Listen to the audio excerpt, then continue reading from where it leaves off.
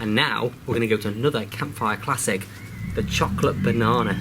I wonder how many of you ever cooked chocolate bananas before on the campfire. It's really popular. But I'm going to show you a little bit of a trick that we do with it. If we think back to our baked apple, we wrapped it in tin foil. And actually, tin foil isn't the best thing for the planet. If we can avoid using it, we want to do that because it never rots down.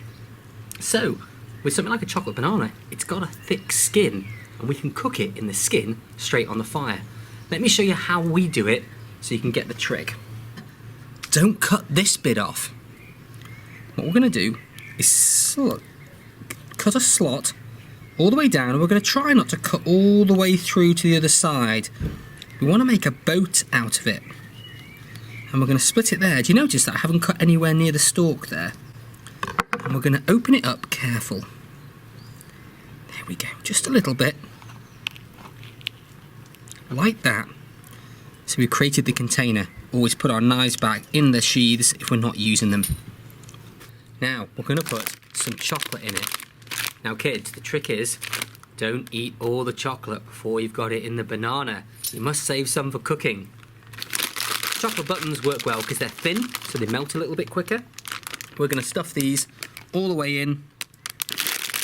You know what? There's no rule here. You can stuff as many in as you want to. Double layer. Double layer, why not? Oop, there we go. Get them in there. That's what we want. Dark chocolate works well if you don't have dairy. That's just as good. Little bits of toffee or caramel will probably work well as well. There we go. There's our chocolate banana. And look, this is a handle now. And when it goes on the coals, we can pick it up by this. So that's really handy. We don't have to touch the banana at the bottom where it gets hot. So the chocolate banana is going to go straight on the coals. We want to put it somewhere nice and flat. And as the chocolate melts, it will drop into the banana there. Now, because the skin is thick, we don't have to use tin foil. The banana will cook in its own skin. So we don't have to use the foil. And that's good for the planet. There we go, looking good. Nice bed of coals underneath it to cook it all the way. One tip, kids. When you have your chocolate bananas on the fire, the food is open to the elements, isn't it? So now, when the chocolate bananas are on, is a really bad time to blow on the fire and let all the ash go all over it and inside your bananas, or also it's a bad time to throw more charcoal on the fire. So if you need to do that, take them off, put stuff on the fire, blow on it to bring it back to life, and then put them back on. Otherwise you're going to get ash all in your chocolate.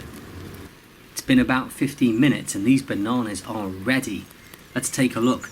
That chocolate looks like it's really melting well.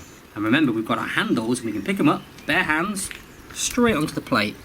Now they look a bit black, don't they? But don't worry, we're not eating the skin, are we? It's the soft, gooey fruit inside we want. Let's get the other one. Ooh. The banana isn't hot, but it's hot over there in my hands, so still we need to be careful. Should we try it? Now this chocolate is really well melted, look.